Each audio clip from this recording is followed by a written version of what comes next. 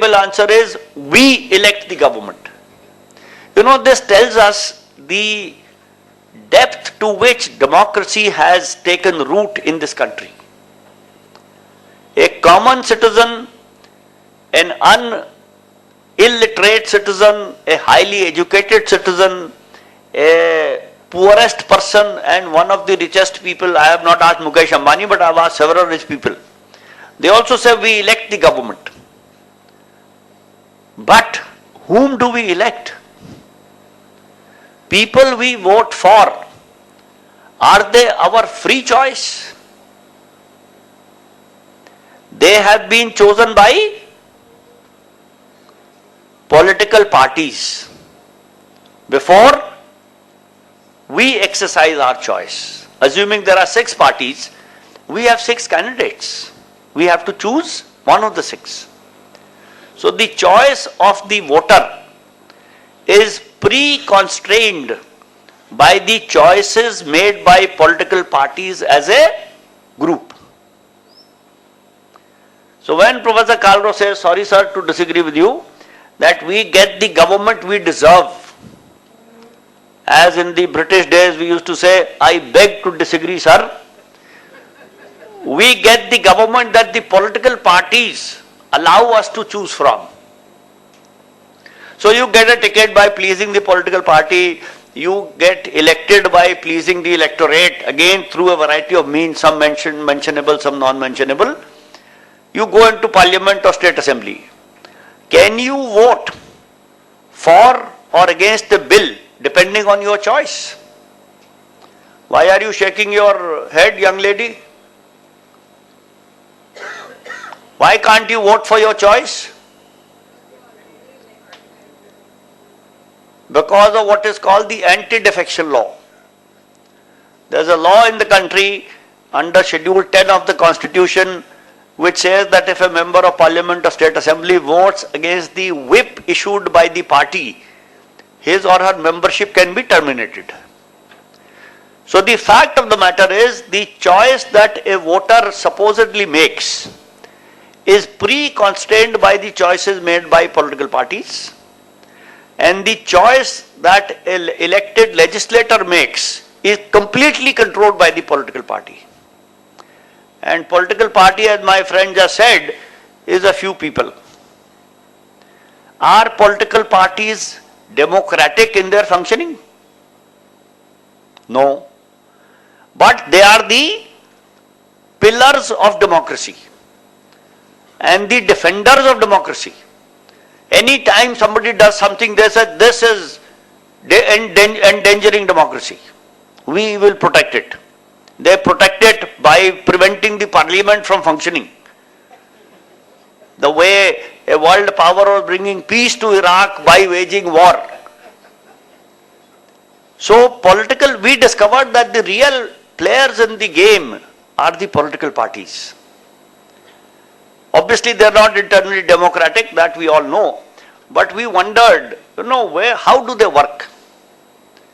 Where do they get the money from? So we applied to the Central Board of Direct Taxes seeking copies of income tax returns of political parties. After 2-3 years of struggle, in the final hearing in the CIC, by that time I had already become a lawyer and I thought I will now go and argue. I found there were 10 lawyers representing various political parties. One party had flown in 2 senior advocates from Madras, Chennai I should say, to protest or to prevent their income tax returns being made public. But after those hearings, after 2.5 years, we got copies of those returns. When we scrutinized them, we discovered that political parties had declared thousands of crores of annual income, but they had not paid any tax, no income tax. So we were quite shocked. But then we made further inquiries and discovered that the Indian Income Tax Act has a section called Section 13, which grants 100% exemption from income tax to political parties. Well, the law of the land exists and we work under the law, within the law. But that law has a provision, which as a lawyer now I like to say it has a proviso, which is that a political party must maintain its accounts and submit a list of donations of rupees 20,000 each or more to the Election Commission of India. So we went to the Election Commission of India and filed an RTI application, got a copy of this list of donations. We totaled up the donations and we compared that total of each political party with the income that it had declared in the income tax return. And we found only 20 to 25% of the income was explained by donations on an average of all political parties. So 75 to 80% of the income was from sources which were not known. Again, we were surprised.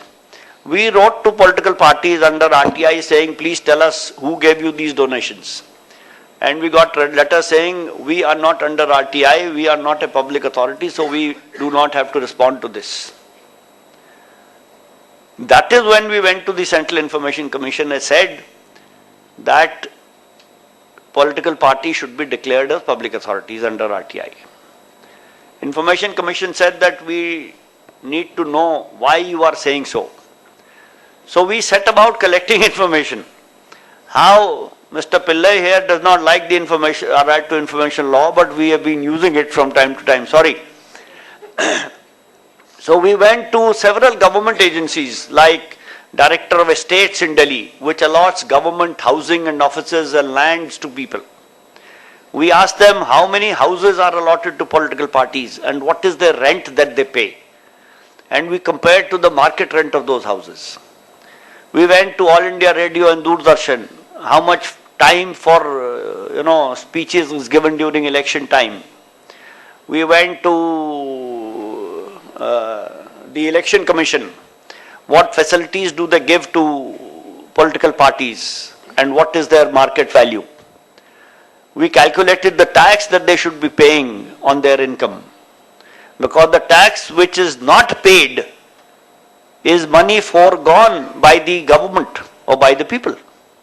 So we put together all this information, presented it to the Central Information Commission.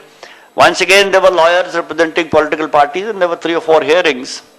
On 3rd of June, the Central Information Commission said 6 national political parties are public authorities under the law, under the RTI Act. So this gentleman here was about to clap. We also clapped. But we discovered that that was not the end of the story. Political party said, I was about to say, who the hell is the Central Information Commission to declare as public authorities? So the first thought was, we thought they will go to court. Because if they go to court, we are quite sure we will succeed. Because there are 4 pieces of definition, 4 items of definition, and we have data to prove each of them for these 6 national parties. But the political parties are smarter than all of us put together. They said, we will not go to court, we will amend the law. So we were back to 2003, when all political parties had amended the Representation of People Act. So they drew up a bill to amend the Right to Information Act. It was introduced in the Lok Sabha, but there was some jhagada in the Lok Sabha. It was sent to a committee. The committee has had several sittings. We also appeared before it, gave a long written submission.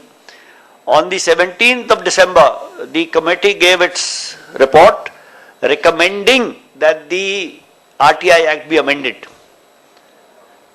It has a dissent note by a nominated member of Rajya Sabha by the name Annu Aga, who is a corporate head. She used to be the chairperson and managing director of a company called Thermax India. She had attached a 3.5-page dissent note, but the recommendation is with the government, with the parliament. We have been arguing that the recommendation should be rejected and the RTI Act should not be amended. So, the political class, if I may say so, is kind of hell-bent on trying to keep the functioning of the country, the governance of the country for itself. In that, it is aided and abetted by several of us. Some parts of the media are aiding them, abetting them. Some parts of the corporate sector are aiding and abetting them, certainly not Annu Aga and Thermax. And a whole lot of other NGOs. So, political governance of the country is critical to everything else. People also talk about police reforms. We have some very good friends who do that. There was a Supreme Court judgment on police reforms in a case filed by one person, Mr. Prakash Singh, who was a retired Director General of Police. 8 years have gone by, nothing has happened. So there is no dearth of what should be done. The challenge, friends, lies in how to get it done. And since I used to teach in a business school, strategy formulation is a very good thing. Every textbook on strategy, with due deference to Praful Bhai, who is an older teacher or more senior teacher of strategy than I have ever been, every textbook on business strategy has 10 chapters on strategy formulation and 2 on implementation.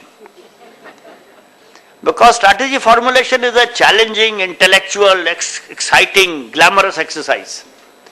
Strategy implementation is taking off your coat, getting into the trenches, dirtying your feet and hands.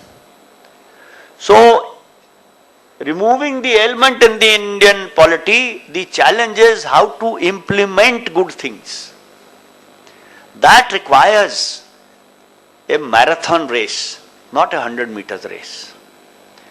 And my friends, let me end by saying only young folks can run marathons. People at my age cannot. So it's for you guys. Indian democracy is in good shape, but unless we nurse it, unless we improve it, it will decay. And the future of the country, obviously, and of democracy is in your hands. Please take care of it. Thank you.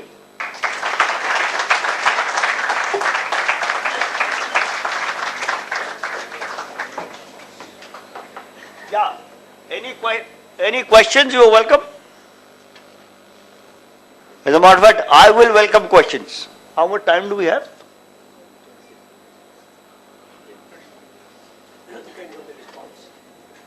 Well, can I give preference to younger people, sir? The democracy man? Yeah. The question about the recently giving Telangana, Telangana separation, sir.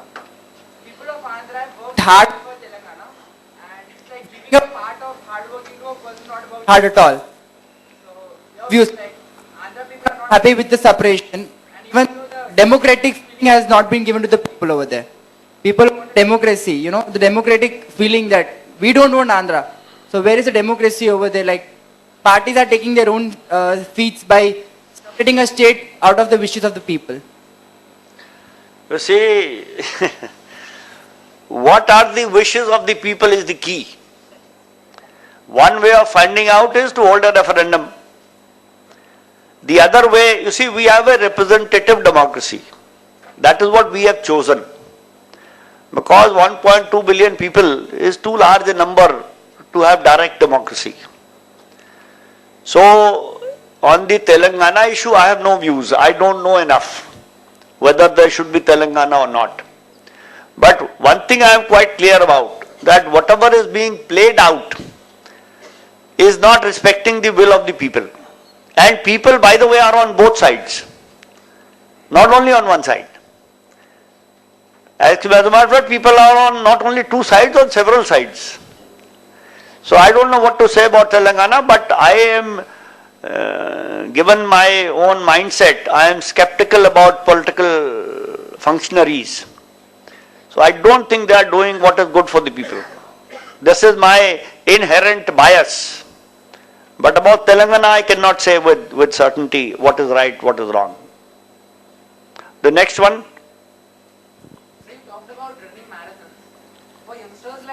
wish to make a political career and some radical changes. Two questions, sir. What is an easier path? And second, what is the right path? What is the? What is an easier path? And second, what is the right path? Actions or choosing the path of social activity? You see, your first question contains a negative answer to your question. There is no easy path. One of the things that my students or the students that I taught in the IIM were tired of listening to, whenever they would say, sir, it is very difficult, I would say, who said life is easy? So there is no easy path, my friend. You have to work hard, struggle, fight, persist. That is what a marathon is all about. Not that you take a deep breath and run till your breath runs out, 100 meters are over. Usain Bolt, done. No. You have to plod. And you also said something very interesting. If you want to make a political career, politics is not a career. That is the problem. Politics, in truth, is the most noble of professions. It is public service.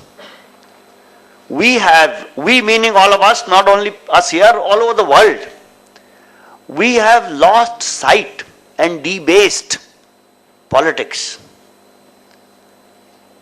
As a matter of fact, somebody said, a well-known politician in India said, that I thought politics was the second oldest profession. But it is now becoming the oldest profession. So politics, my friend, is not a career. If you want to do something good for society, you can do that without joining politics also. So if you want to make a career, make a career. But also be a socially conscious citizen. Be an active citizen. You see, we have a problem, and this is not the topic for today. We have a problem with our education system. And there are several educationists here, but let me take 2 minutes. We start teaching people in first grade at age 5 how to make a career. Whereas, in my limited understanding of education, in which I have spent several years, education has multiple purposes. The first purpose of education is to make people better human beings.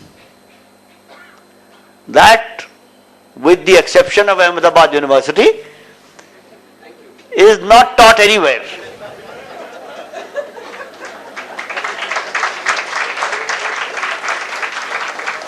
From every school, the municipal school and the best public schools in the country, because I have seen quite a few, how to be a good human being is not taught. That is what should be done in the primary education. That is the first purpose of education. Well, it has to be learned, but that learning has to be aided. Opportunities created for that learning. Here we create opportunities. There was a song in some movie, first division आएगी तो घड़ी मिलेगी, रिश्वत. So the first purpose of education is to make people better human beings. The second purpose, in my opinion, is to make them good citizens. Secondary education ought to be for making people better citizens, good citizens, active citizens. And that should be what I call education for citizenship. Unfortunately, our paper in civics teaches us there are 543 members of Lok Sabha. Now whether there are 543 or 548 or 237, who cares? We are not taught how does the Lok Sabha work? What should it do? What is its purpose? So secondary purpose of education is education for citizenship. The third, tertiary, is to make people effective contributors to the society, to the economy. And that is what making a career is about. So at your age, I expect you to think of a career. But keep the career as the main focus of your life. I have no question about it, no doubt. But along with making a career in the professional way, also think of our society at large. That should be exercised with care and consideration. After that, do what appeals to you, do what you feel like doing. This urge to do things, nobody tells you what to do. It comes from within. And I have done many things in my life, actually too many. It comes from within and you then stick with it. So your first question is kind of how to make a career in politics. Don't do that. The second was A choice between contesting elections and social activism. this is your choice. Contesting elections is a careerist option today. Contesting elections is careerist option. I mean, there is nothing like a professional politician. There are professional public servants. I don't know whether I have answered your question at all. Well, think about it. Yes. Sir, don't you think at the end of the day, we vote or not, I mean the same set of people come in there and govern our country, do you think it's not going to make a difference irrespective of people vote or not? There, as you said, you've got a biased, skeptical mindset of the particular party, right? I am almost speechless, you know. You know, if you don't vote, let me tell you as a practical person, if you don't go and vote, between 3 p.m. and 5 p.m., your vote is cast. You also know that, don't you? From this moment, yes. Before that you didn't. Then I must say you will be living under this garb, ignorance is bliss. Because there is unauthorized voting under one pretext or the other. So if you don't go to vote, you are not doing your most fundamental duty as a citizen, because you are allowing your vote to be misused. The least you need to do at the secondary level of education, as a alive, active, concerned citizen, is to ensure that your vote is not misused.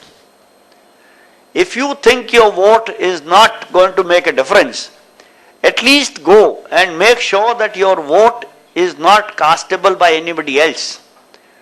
Now we have an option called none of the above. Till September we did not have this option.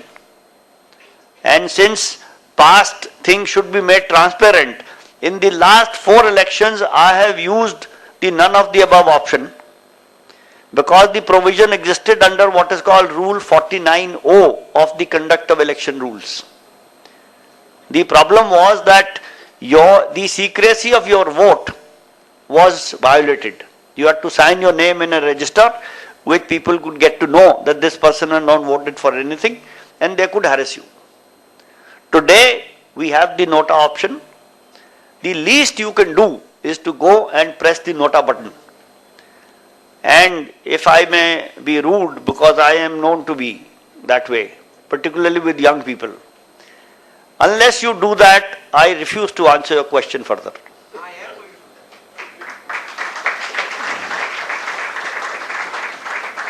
that. Because the nota today also needs a lot of work to be done. There were 2 problems. Since you have emphatically said you are going to be done, so I'll tell you a little more. Earlier, when you used Rule 49O, the secrecy of your vote was violated and the votes under 49O were not counted. They were considered as wasted votes. Now, since there are electronic machines, the votes under nota are counted. But they don't seem to make a difference. As a matter of fact, a former Chief Election Commissioner wrote in the Hindu newspaper that out of 1,000 voters, if 997 say Nota and 2 people vote for candidate A and 1 vote for candidate B, candidate A will be elected. This is obviously ridiculous.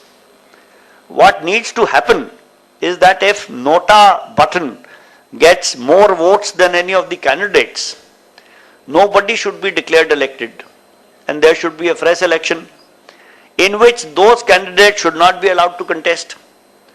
That is when the purpose of this exercise, which the Supreme Court has written in its judgment, that introduction of Nota will encourage political parties to put up better candidates. That should happen. The Supreme Court either has been conservative or it has only provided guidance and wanted implementation to be done by somebody else. The Election Commission has also been conservative. But in the elections to 5 states, Nota was used for the first time and there were interesting results. In Delhi, where 0.6% of the votes were cast for Nota, 0.6 seems very small, but the total number was about 50,000, which is not small. In one constituency, a candidate who was expected to win lost, but the margin, winning or losing margin, was less than the votes that were polled for Nota. So it made a difference to the result. In Chhattisgarh, the percentage of Nota overall was 6%. But in some constituencies, as many as 10% votes went to Nota.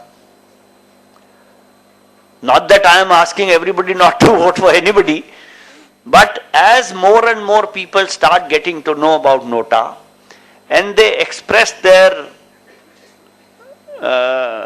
discomfort with the ailing polity, then if we actually have a situation that Nota gets more votes than any of the candidates, it will become morally indefensible for that candidate to be elected. And the Election Commission and the Supreme Court will have to do something about it. So this is also a process. Nota will come into full bloom in about 10 years from now. But till those 10 years, you have to vote for Nota. Thank you.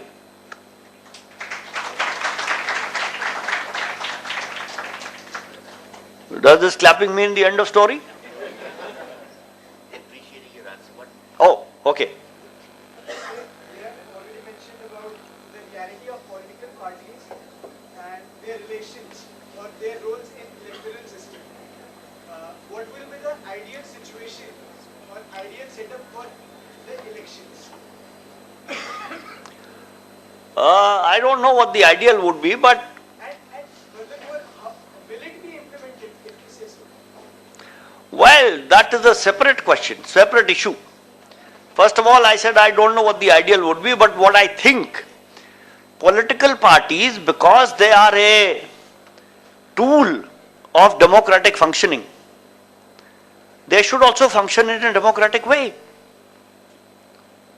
So, internal democracy in political parties and financial transparency of political parties are two things which we think should happen. Now, will it happen? We are working on financial transparency. We have got income tax returns. We have got them declared public authorities. Now, 2 days ago, we have got notices issued by the Information Commission to these 6 political parties as to why have you not implemented our decision and appointed public information officers. So that action is going on parallelly. On internal democracy, we have, there is a bill which is proposed for the internal functioning of political parties, prepared by a committee led by Justice M.N. Venkatachalaya, who was a former Supreme Court Chief Justice. We have been taking that bill around the country. We have shared it with political parties. They don't like it, of course. But we have to work at it. You see, political parties are not our enemy. We are, and we and they. I use we and they, but we are not different. I mean, if we say they are bad, where do politicians come from? This guy wants to become a politician. He has gone away? No, he is still here. So, if tomorrow or after 10 years he becomes a politician, he would not become a bad person. He will join a system which will kind of overpower him. I mean, Dr. Manmohan Singh, who says Dr. Manmohan Singh is a bad man? If people say he is inefficient, he is incompetent, nobody says he is bad. But he had to tell a lie that he was a resident of Assam. Good man. So the system requires him. Left to himself, he will not tell a lie. So we have to change that system. So political parties are part of the system, so are you and me. We have to take responsibility for it. Not say, मैं तो बड़ा अच्छा हूँ, ये खराब है. That's not going to work. So we have to make political parties internally democratic. We are trying to do it staying outside the political parties. The people in Aam Aadmi Party were also trying to do that, but they were challenged. They were told, you are outside the system, you come in, then we will see. They took up the challenge, or they took up the bait. We have been also told, I have been told by Manishankar Iyer, and I said, I will join politics when I feel like joining it, not when you tell me to join it. So there are different ways of doing the same thing. So whether it will happen or not, I don't know, but it is our business, yours and mine, to make it happen. And think of ways how to make it happen. Yes, sir. Sir, I think this is related to the same thing. What do you think about the main part of Rahul Gandhi's interview? He kept on repeating things and giving irrelevant answers, fine. But he was talking about systematic change. So, what is your idea about that? And would it actually succeed maybe after 10, 15, 20 years, or whatever he was saying? Well, I normally don't comment about individual politicians. And I have not seen the interview, I have read about it. I don't see television.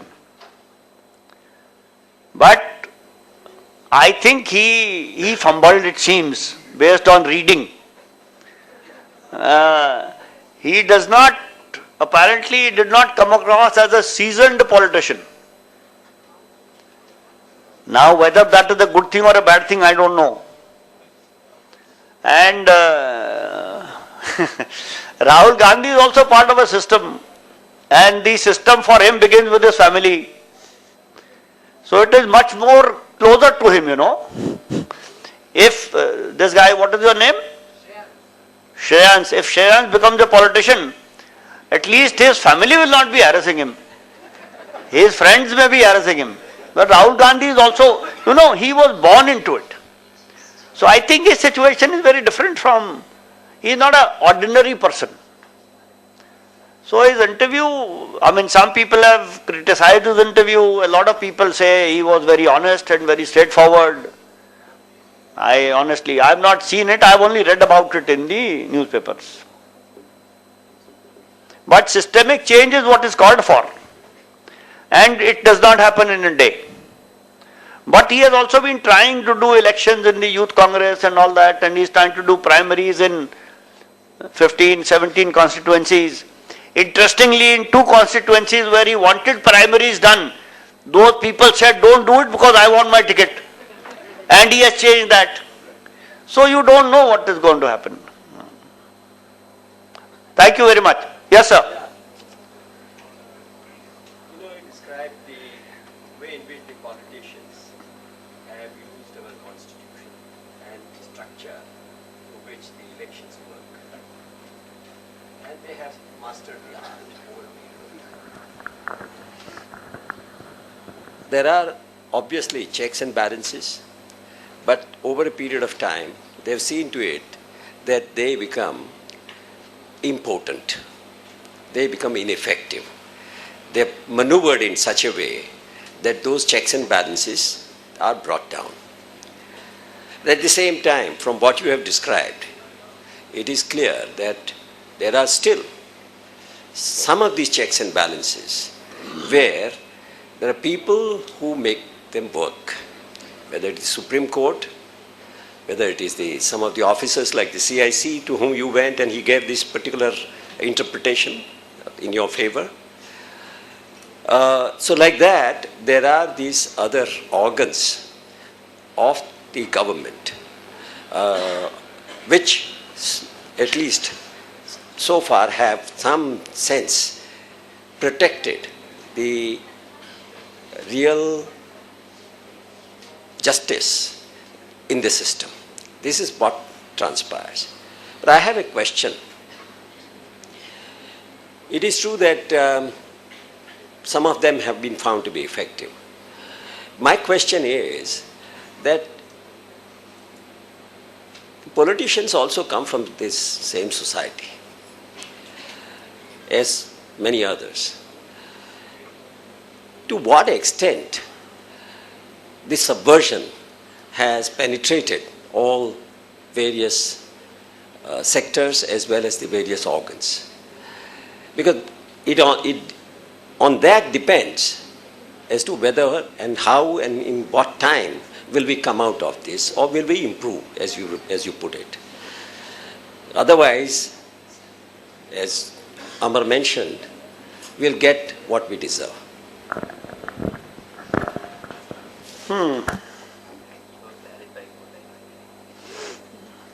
The people of Ahmedabad University work together, support each other.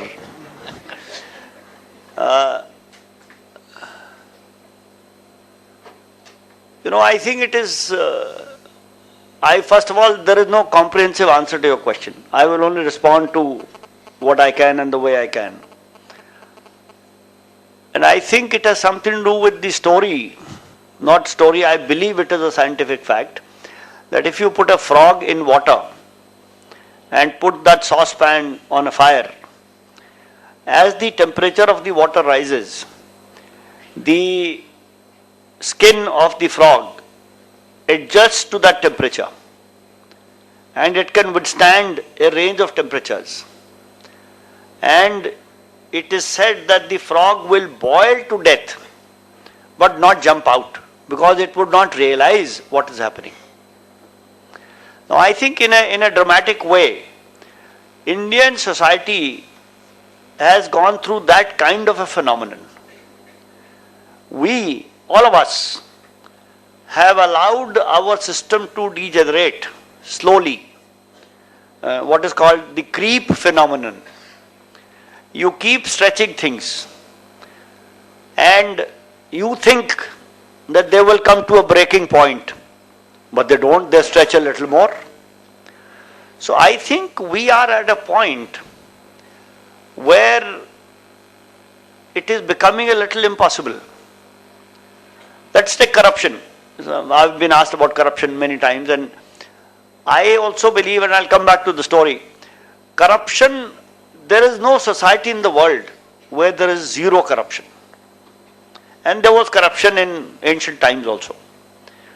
But today corruption seems to have become so rampant that it has become dysfunctional to the day-to-day functioning of society.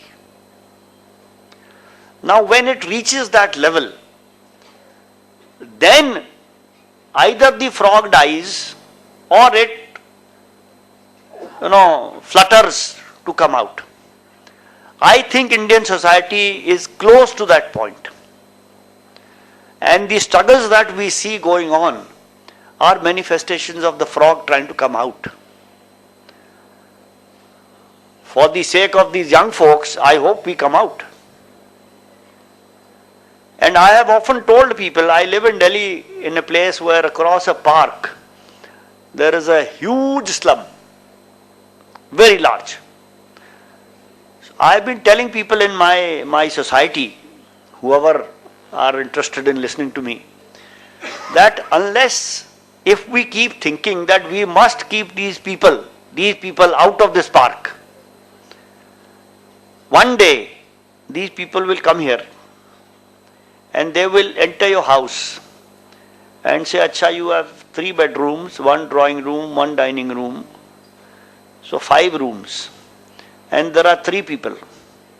So you stay in 1 room and 4 families will stay in 4 rooms. Because that is how those people are actually staying now. I have walked every morning, I go there sometime.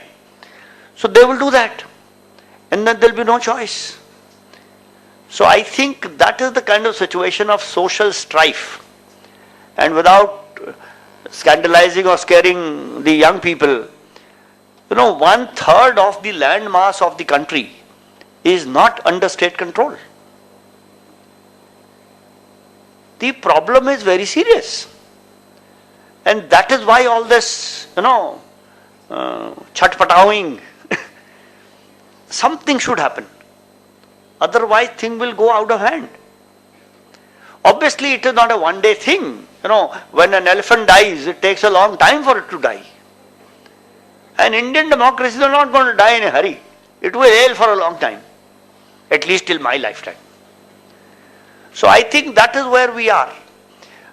There are good people everywhere, but their number and the number of people who say like this young man, why should I vote? There are friends of mine from the railways who keep telling me, nothing is going to happen, you're wasting your time. Now in the last 1 year, some of them have started saying, yeah, tu to kuch kar raha hai. So I think there seems to be hope, and there has to be hope. How can 1.2 billion people decide that this country is dead? The world will also die. We just can't do that. And these young people will not allow us to do that. That's all I can say. That's a good message. Thank you.